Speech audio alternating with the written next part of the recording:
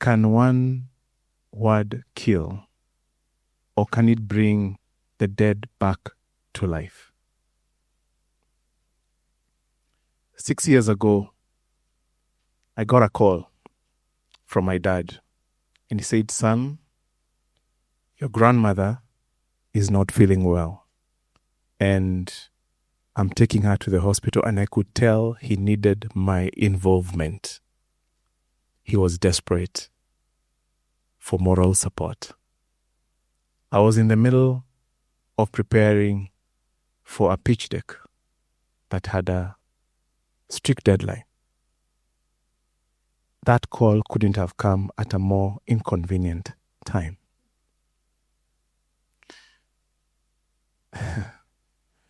So I said, "Dad, can I call you later?"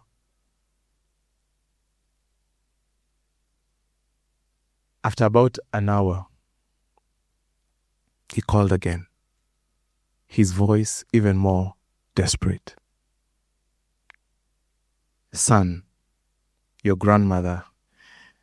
And now by this time, the pressure was even more on me. And I said, "Dad, I'm so sorry, but can I call you later?" A couple of hours later, he called me.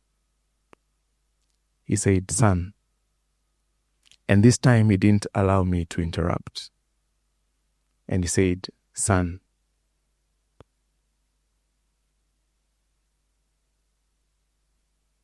the worst has happened. She's no more."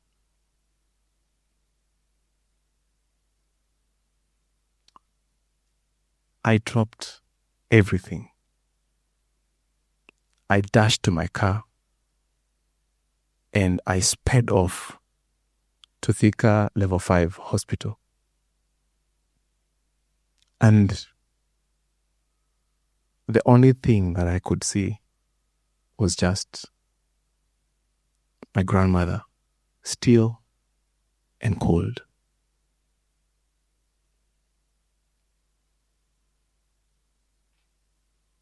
The deadline didn't matter anymore. And I regretted, why did I say later? I wish I said now. A deadline can be postponed, but a life cannot.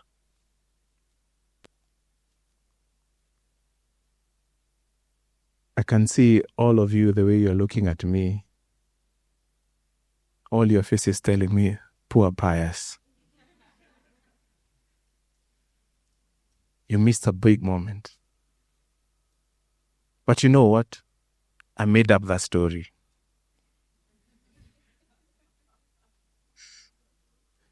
My grandmother rests, but I made up that story to illustrate to you the power of communication.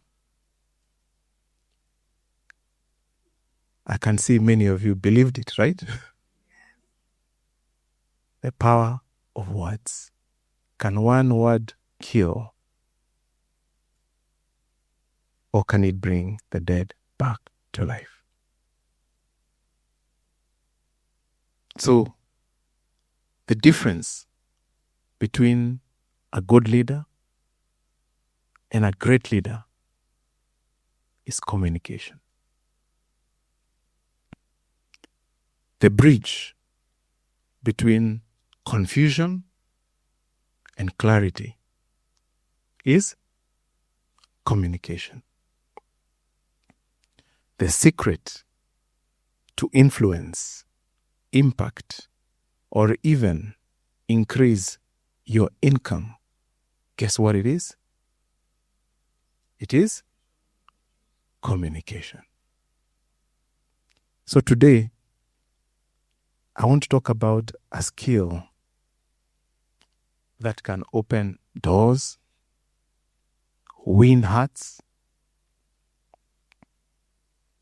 and even build nations. Or what? burn them down. It's the art of what?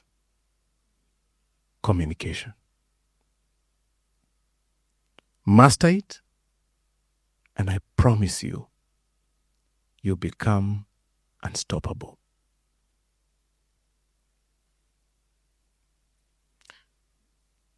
So let me begin. Communication is connection. We've already had that. So let me just belabor the point. Dale Carnegie said, when dealing with people, remember, you're not dealing with creatures of logic, but creatures of emotions.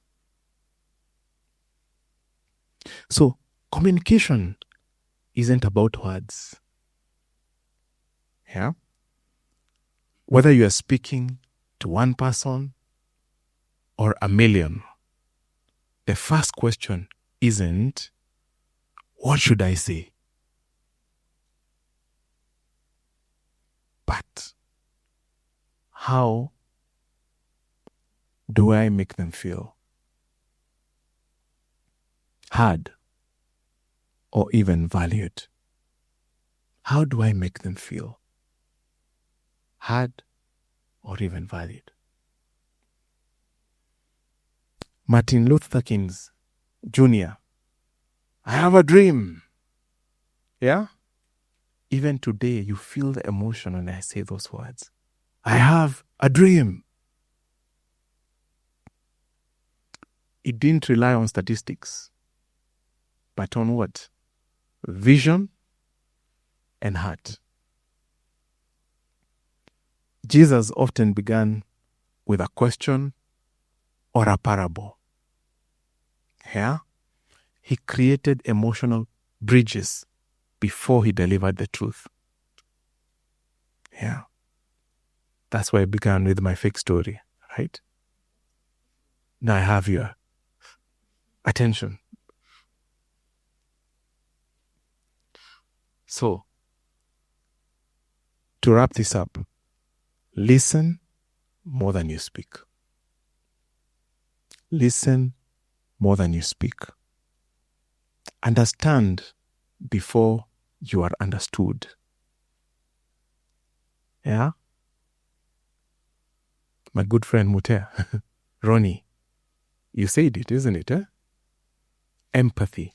Understand before you are understood.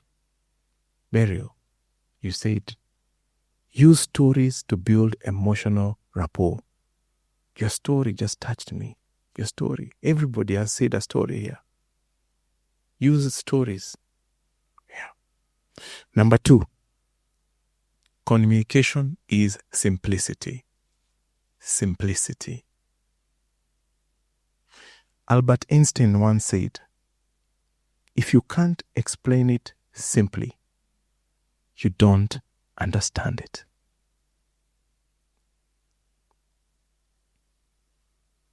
Great communicators simplify the complex. Yeah? They make the invisible visible.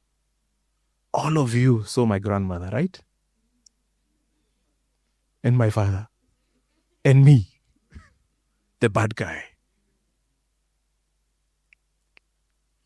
Steve Jobs, when he was introducing the iPhone, yeah? He didn't say 256 GBs and 5G connectivity. He said, here is an iPhone, a communicator, a phone, and an internet communicator, all in one. He built emotional bridges. He said, these 3 are not separate devices. They came into what one? One gadget. And from that moment on, we have been his subjects, even posthumous. So, my friends, use analogies. Yeah? Speak in pictures. Avoid jargon. I hope I have not used any jargon so far. Yeah? Say less. Mean more. Number 3. A favorite one. Communication is storytelling.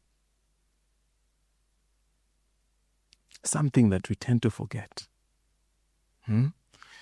Kamingalo said, storytelling is not something we do. Storytelling is who we are.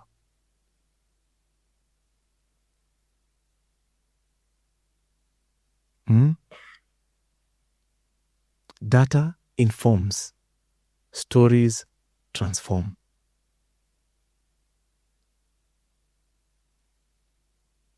Jesus used stories. Yeah? Remember? The Good Samaritan, the prodigal son, to explain the kingdom of God. Obama, he packed his speeches with, let me tell you about a woman called Jane moments. Right? Real people, real stories, real connections.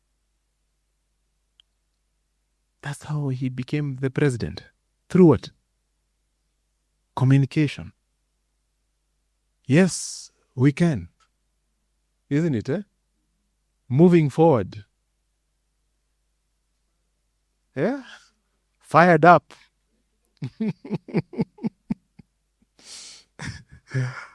So, but here is the interesting thing. Don't just tell stories. Every story has 3 things. It has a character. It has a conflict. It has a what? A resolution. My story with my grandmother. It had a character. It had a what? A conflict. And it had a what? A resolution. And I could see all of you the sigh of relief when I said, it was just a story. So, if you're pitching, if you're persuading, if you're presenting, I urge you, tell a story. Tell a story. Number 4, communication is presence. Presence. According to studies, over 90% of communication is nonverbal. There is so much going on right now. I can feel you. I'm connected to each one of you. 90% of the communication is happening beyond my words.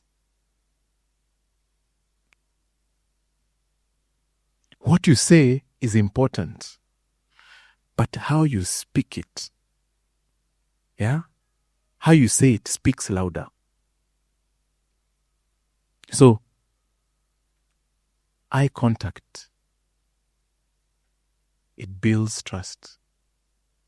Yeah?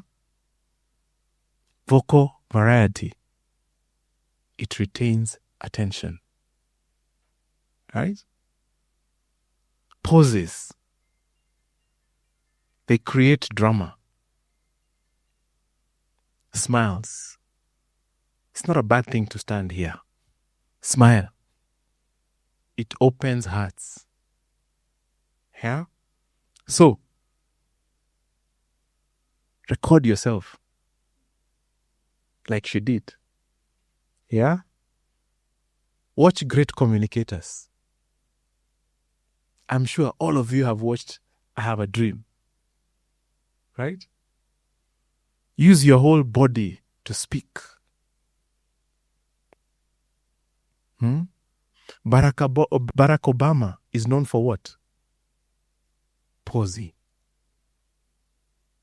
You know, if when you think about Barack Obama, you can see him scanning the space from left to right. Uncomfortable moments. Pin drop silent. Tony Robbins, he's known for what? His energy and movements. So use your whole body. Yeah? Practice. Yeah. Number 5. The last one. Communication is influence, not information. Influence, not information.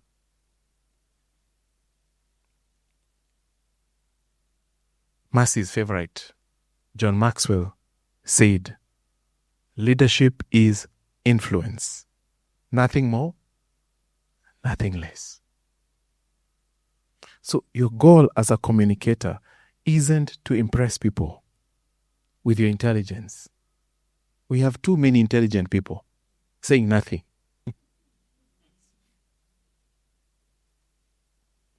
But to influence their thinking, feelings, and actions.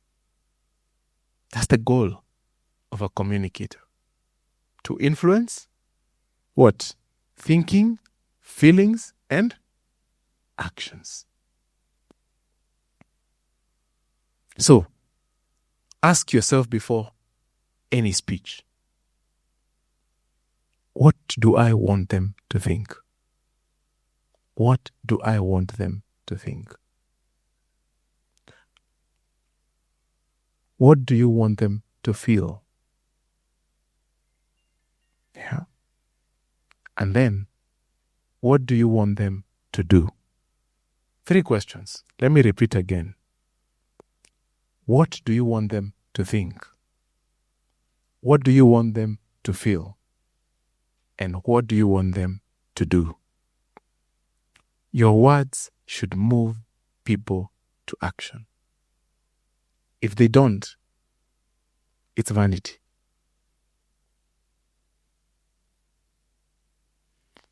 So, Winston Churchill, one of history's greatest orators, he would rehearse speeches for hours. Yeah? Sometimes in front of mirrors. People think that Obama was born a great orator. Do you think so? No. What you and I don't know is the number of hours he practiced.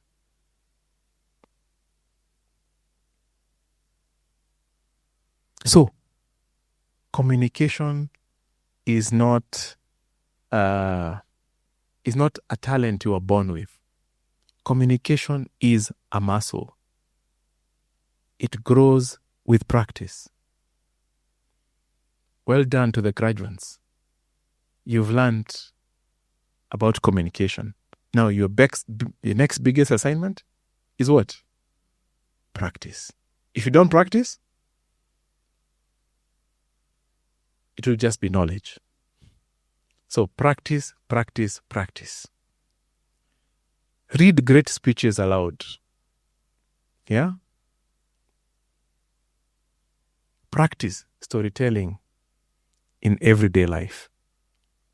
Let me tell you, I had some Norwegians come into my office. 2014, I had no pitch. Nothing prepared. And they said, we've been looking for a fund manager in Kenya to represent us here. And we heard about you. And for the next 1 hour, they just wanted to hear what I can do for them. And all I did was to tell them stories. I went to this country. This was my hypothesis. I took a risk. I made money. I went to this other country. I took a risk. I lost money. Story after story. After 1 year, they sent me 6 billion shillings as a customer. The power of what? Storytelling. So practice storytelling. Storytelling is not just for some people. It's for all of us. Record your voice and improve your tone. I know many of you don't like how you sound. I know many of you don't like watching your own videos. But that's the only way up. Yeah? Take feedback seriously. This week, I was speaking to a group of people, 300 people, and my wife was in the hearing. After we were done, she said, "Congratulations, well done, but I have my points." I humbled myself, and I say, "Thank you." Receive what? Feedback. You never really arrive. Patricia is a good communicator. Let's give a clap for her. But we are all work in progress. Right? Mercy. We are all work in progress. So, join a Toastmaster club. It's a great place to practice. Yeah. And I've said a lot. So, let's recap. What is communication? Communication is? Yeah? Connection.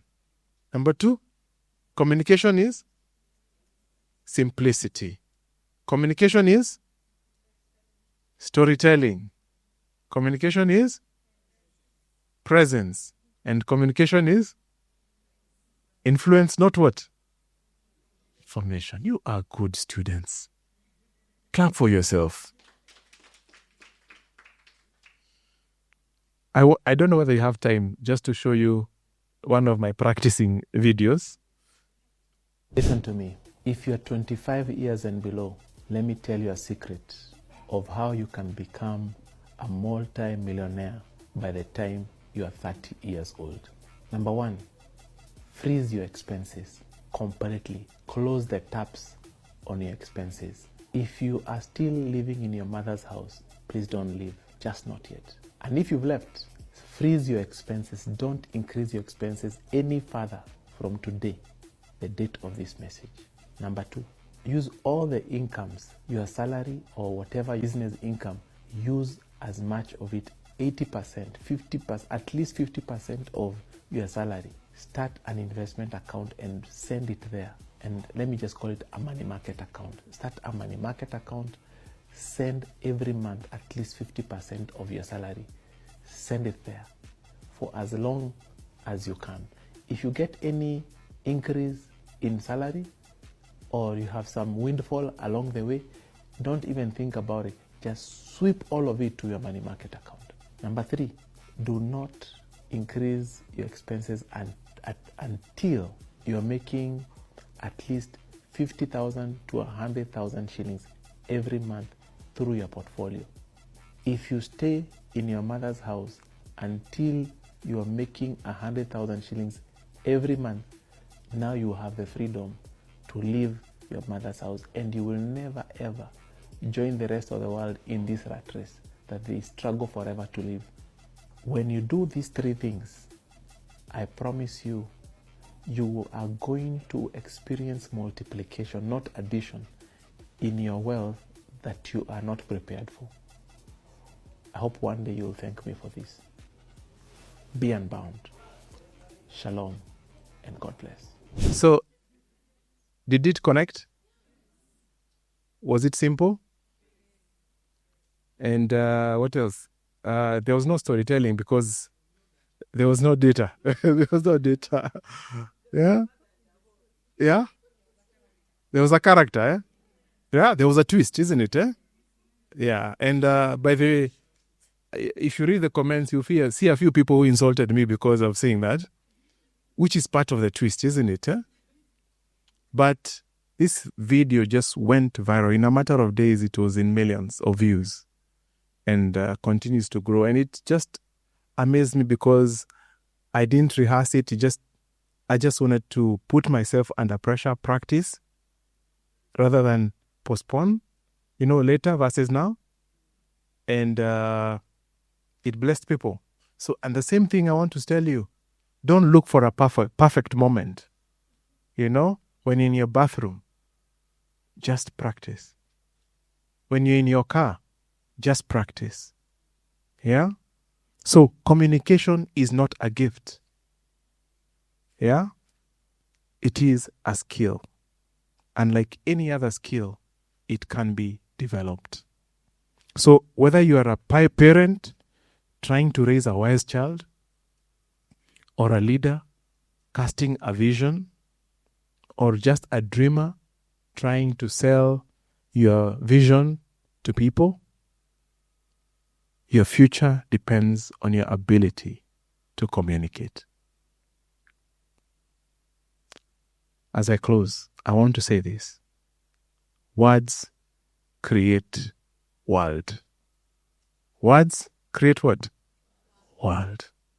And that started with God himself. He said, let there be, and there was. So use your words wisely. God bless you, and thank you. Thank you, Mercy. Thank you, Pius. Is it Pius or Pius? What's apart from great. My name is Duo. I work in a family business, and I have the fortunate of working with my mother and my father. My father is a visionary, so he communicates very well what he wants to do. So when he's in, like, for example, we started a project in Buruburu, a container mall. He showed me the project on paper. This is my vision, communicated how he was going to execute it. Now, me being the son, I'm left to now carry that vision, communicate that vision to the people on the ground. As you know, construction is hostile. It's very hostile.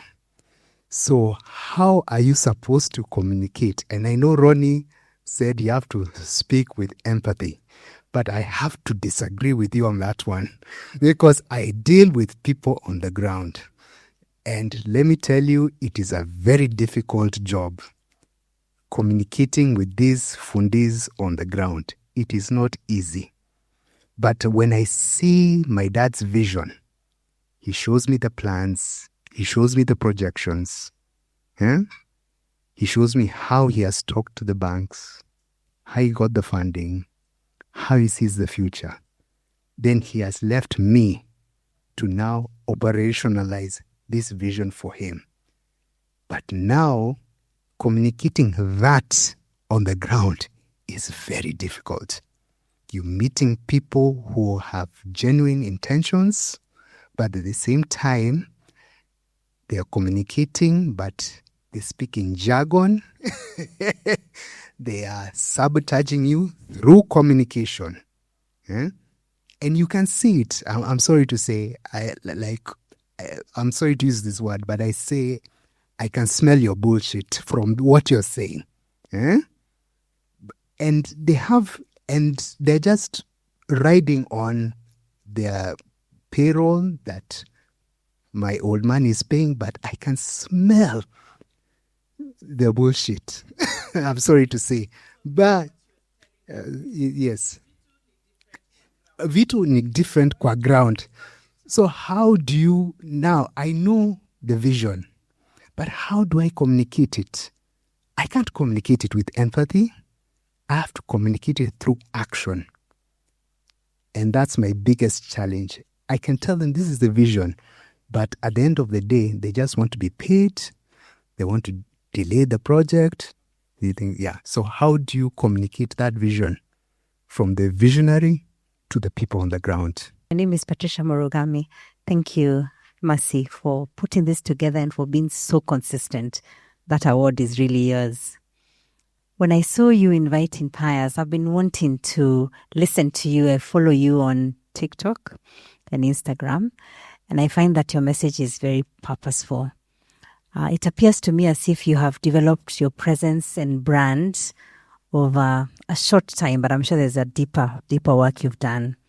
What has been the most difficult thing you faced as you grow people through your words and the stories that you tell around money, especially for young people and not so young, as was mentioned earlier, in Africa and beyond? Thank you. Those are very deep questions. Let me start with you as Patricia. What is my greatest challenge? I think is remaining authentic. In a sea of people, of influencers who will have probably more visibility than myself. And the intention is to grow their brand. I've had to make the difficult decision that what I really want is, even if it is just one person, to transform their lives, rather than me to grow in my brand or even to be recognized. So growing my brand has been purely accidental. Purely accidental. I actually joined TikTok on, I think, the last day of November last year. And I was looking at the statistics last week. I've had 17 million views in just a matter of months. I did not even know where to press 1 year ago. But then I've also had to shed, preconceived ideas about certain things. TikTok is for a certain caliber of people, a certain audience. But, this is where our brothers and sisters are feeding off information. And if we leave it to people who are just out to influence at whatever cost, then I don't know what kind of country we'll be creating. So I have had to stick it out as one of the few, probably the only practitioner who is really talking about finance. I see a lot of stuff and I get very worried because no practitioner would say some things that are said. So I leave the rest to God. And funny enough, God has sent many people to me. So God is doing his part. I'm also doing my part. The most important thing is to show up. So remaining authentic and being consistent have been top of my challenges. In the busyness of my work, I'll show you, there's some videos, if I show you, I was here at Capital Club at 9 p.m. I had just finished my last meeting and I said, I'm not leaving here until I do a video. I have had to tell my wife after dinner, please take the camera, shoot. I don't know which message, but I'll figure out something. And that's a lot of pressure on myself. So consistency, very important. I've also had to learn a lot. I can shoot, I can edit, I can do everything that is required to be done by myself with no team. So my laptop bag is there. It has everything that I need. I can go live anytime. Right now, I can go live. And those are new skills that I've had to learn. Yet I'm a finance guy. Yeah. My other challenge, great challenge, is how do I communicate to people who have very little knowledge about investment and finance. And I'm a CFA charter holder. I have so many degrees. I have so many things. How do I leave all that behind, all my experiences, and break it down in a way that I emotionally connect with people? And that's all about what we have been speaking about today. if it cannot help people, it is not useful. So that has been a very big challenge, especially in my industry, which is, I would consider, an elitist industry. Coming down and being the voice and representing an industry and breaking it down, that's been tough. You see, she said something very important. The world or any organization has never been at a place where it has more leaders than it requires. And the reason is because of this mystery that comes with leadership. Leadership humbles you. Leadership takes you to a place where you come to the end of yourself and you need divine intervention to help you so that you can break the barrier. So you are faced with a real leadership mystery. And those principles can never be broken. Leadership is connection. So connect with those people. You know, there's something I believe. Even if you don't like me and you're in my team, as a leader, I should make you deliver, whether you like me or you don't like me. Why? Because my job is to influence. You get it? And I don't have to come with a rod to whip you.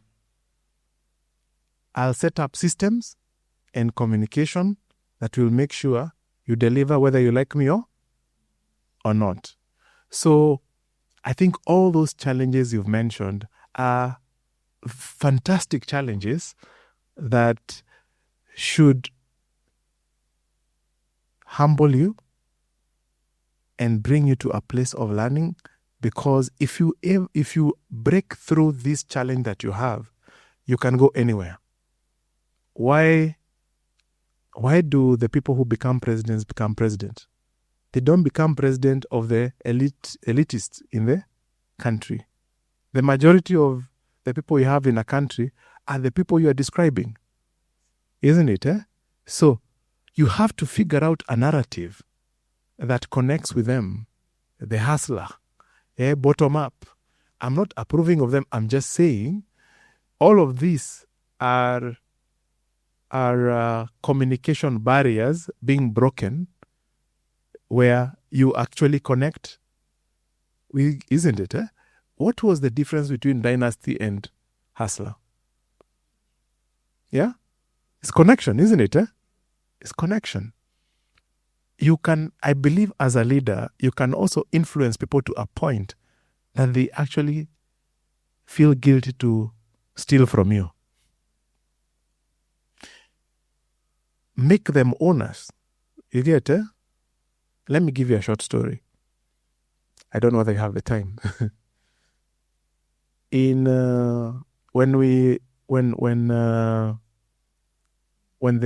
our group CEO was appointed as CEO 2008, December 1st, I remember.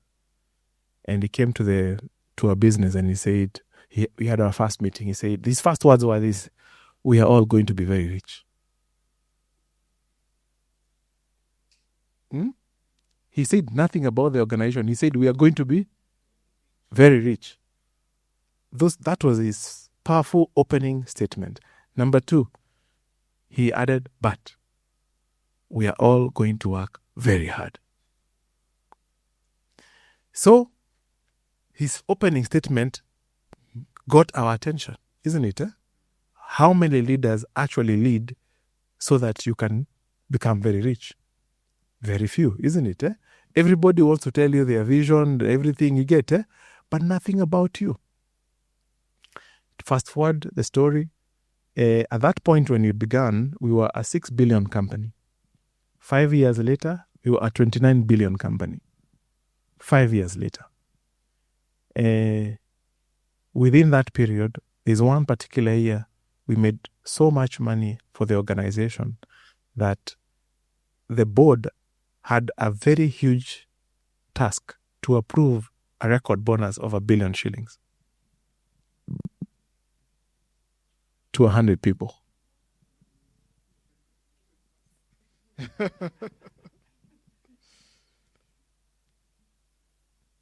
So the money was not important. What was important is what happened in the organization. Just to give you an illustration, I was having lunch in our kitchen and I pulled a seat, and before I could settle down on my lunch, the guy who delivers parcels came and pulled a seat next to me. And he asked me, Pius, how is our company doing? This is the guy who delivers parcels. And I realized I'm sitting with an owner of the business, because this guy, with the bonuses that had been coming to his bank account in wherever he lived, he was one of the richest people. He had built a stone house. He had a Toyota Corona or something. He was doing well. He was flying high, right? So I was answerable to him, because wherever this organization was going, he was a stakeholder.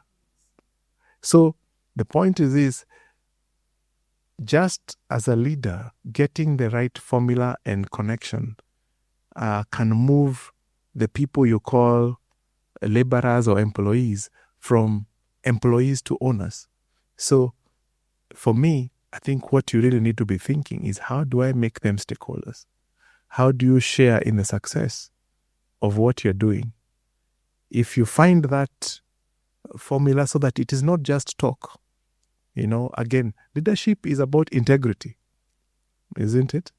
So if you communicate well and you match your words with action, I can tell you the bad crop will live, and you'll remain with the good guys.